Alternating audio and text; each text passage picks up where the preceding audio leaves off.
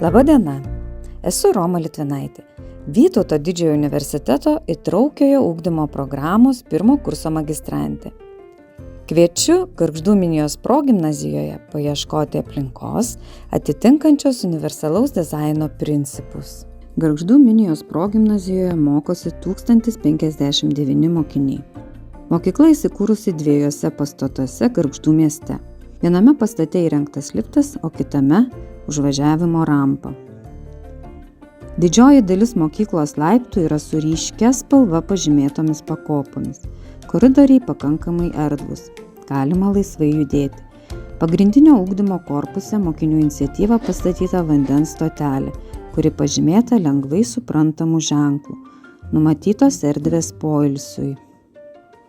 Pradinių klasių korpuse kai kurios klasės turi atskiras žaidimo ir poilsio erdves.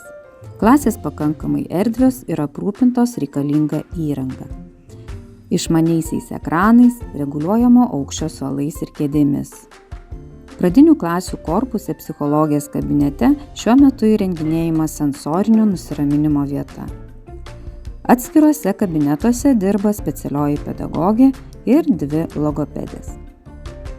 Šiais mokslo metais mokykla įgyvendina projektą mokinių įvairovėje atvirų grupių, klasių sudarymas ir ugdymo organizavimas jose.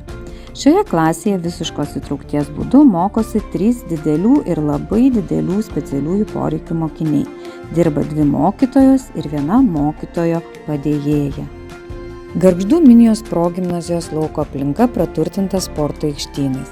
Mokytojai ir mokiniai naudojasi 2 lauko klasėmis kupolais. Sukurta ir daugiau aplinkų mokymuisi. Visos erdvės laisvai prieinamos, patogios, lengvai pritaikomos įvairioms veikloms.